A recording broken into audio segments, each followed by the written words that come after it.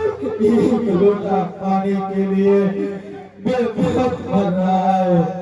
पानी पानी पानी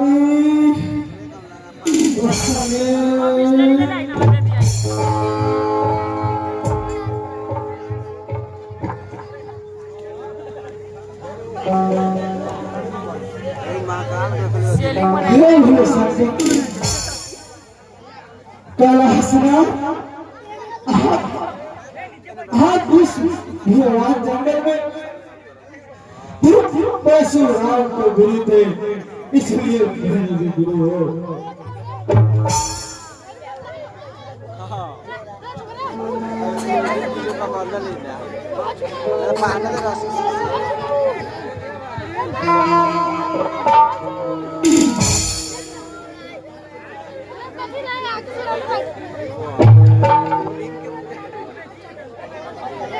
परशुराम ब्राह्मण थे, मैं भी ब्राह्मण हो।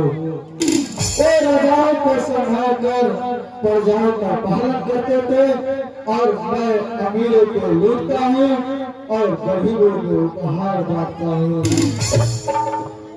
यदि इस शुभ कार्य को लोग नकात कहते हैं तो कहे मुझे तनिक भी परवाह नहीं है।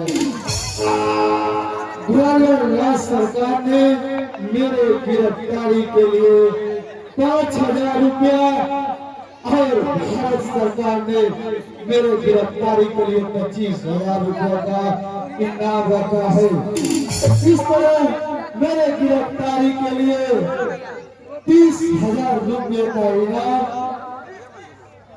देने का पर्चा छपा कर पूरे देशों में बांट दिए गए हैं। हाटों बाजारों में डंका बजवा दिए गए हैं। साप्ताहिक दैनिक समाचार और पत्रों में बराबर इश्तिहार निकाले जाते हैं। ये सरकार अमीर पूंजीपतियों के तुम कौन हो बुद्धिमान? मैं शेखपुर गांव की एक बदनसीब औरत हूँ बेटे। वो जो सामने आम के बागान है ना, उसी के रोड में मेरा गांव है। वही मेरी एक छोटी सी झोपड़ी है बेटे। मैं जाती यही हूँ, लोग मुझे लक्ष्मी कहते हैं। मैं भी कहते हो भाई, तुम लक्ष्मी हो, साक्षात लक्ष्मी। फिर इस भगवान जंगल में क्या करने आई हो भाई?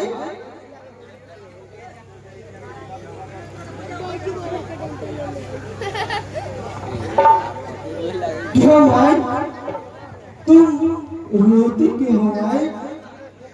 मुझे देखकर कहीं घर तो नहीं गई? नहीं बेटे, डर किस बात की? फिर रोने का क्या कारण है भाई? गांव में तुम्हें कोई तकलीफ तो नहीं देता? नहीं बेटे, आज तुम्हें देखकर मुझे अपने बेटे बिहारी की याद हो आई। मेरा बेटा बिहारी तुम्हारे ही दूर का था। इस शिवलिंग की स्थापना उसी ने की थी और रोज इसकी पूजा किया करता था बेटे। आज 3 साल हुए, गांव में महामारी हो गया था। मेरा बेटा और बहू 11 साल की एक कन्या को छोड़कर सदा के लिए चल बसी। अपनी किस्मत पर रोने के लिए बस मैं ही बची रही बेटे। तब से मैं ही इस भोले बाबा की रोज पूजा किया करती हूँ बेटे।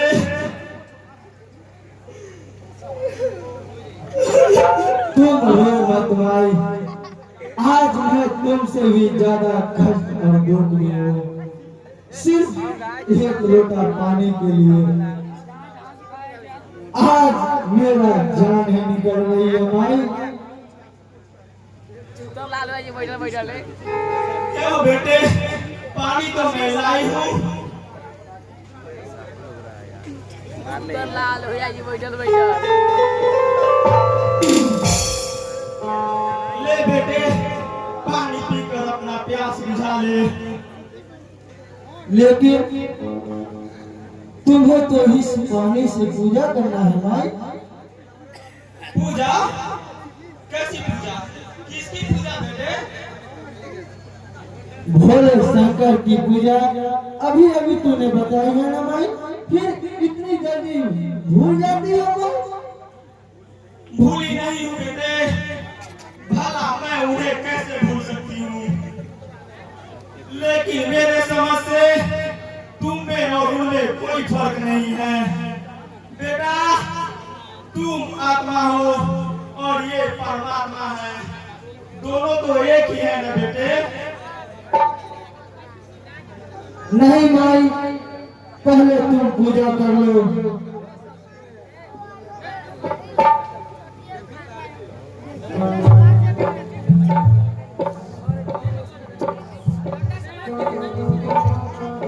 मोबाइल में देख लिए खराब ना हो जाए।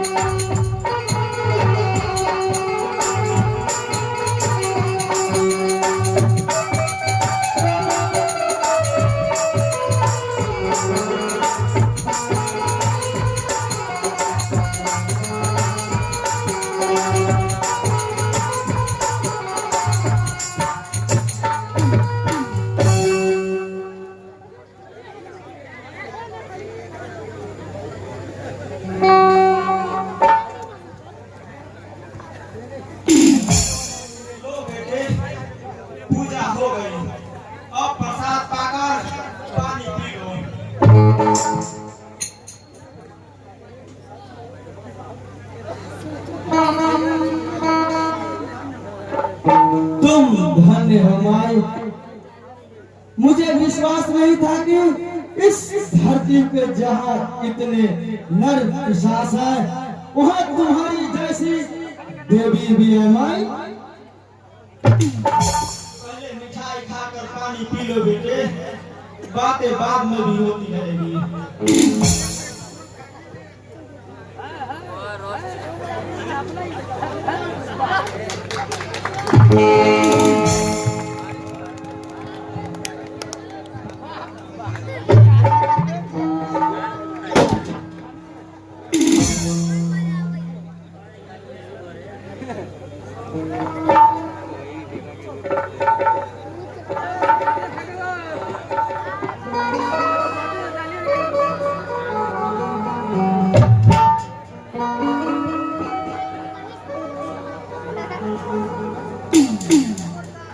मैं समझ गई माई, तुम्हें भोले शंकर ने मेरी प्राण की रक्षा के लिए भेजा है माई। सब ईश्वर की कृपा है बेटे। तुम्हें कोई तकलीफ भी है माई? कोई तकलीफ नहीं है बेटा, सब भोले शंकर की कृपा है। बस सिर्फ पोती चंपा की शादी की चिंता होती है, वो भी भोले शंकर कर ही देंगे बेटे। तुम ठीक कहते हो भाई, उनकी महिमा तो अपार है। वे चंपा की शादी जरूर कराएंगे और शादी काफी धूमधाम से होगी भाई। तुम मुझे बुलाओगी ना भाई इस शादी में? जरूर बुलाऊंगी बेटे, तुझे जरूर बुलाऊंगी। यह शादी कब है भाई और कितने तारीख को है? समय बहुत कम है बेटा, अगले ही माह वैशाख शुक्ल पक्ष पश्चिमी को केसरीपुर से बारात आने वाली है। घर में फूटी कौड़ी भी नहीं है बेटे, इसीलिए कभी कभी मैं चिंतित हो जाती हूँ। तू चिंता मत कर माई, चंपा की शादी बहुत धूमधाम से होगी। भोले शंकर ये शादी खुद करवाएंगे माई, खुद करवाएंगे। तुम कौन हो बेटा? तुम्हारे बातें सच हो, तुम 1000 साल जियो बेटे। गांव तक चलो तो मैं तुझे भोजन भी कराऊं। बेटे तुम बहुत भूखे मालूम करते हो। भूखा तो जरूर हो माई, लेकिन अफसोस है कि मैं घर तक नहीं जा सकता। मैं डाकू हूँ माई, डाकू बस आगरे के कप्तान यंग साहब ने अपने 30 सिपाहियों के साथ मेरा पीछा कर रहे हैं, जिन्होंने हमारे सरदार सुल्ताना डाकू को गिरफ्तार किया था। मेरे 15 साथी छूट गए हैं। वे मुझे अपने अरबी घोड़े पर खोजते हुए आ रहे होंगे भाई, इसलिए मैं अब गांव तक नहीं जा सकता। जिस दिन चंपा की शादी होगी माँ, उस दिन मैं 5 मिनट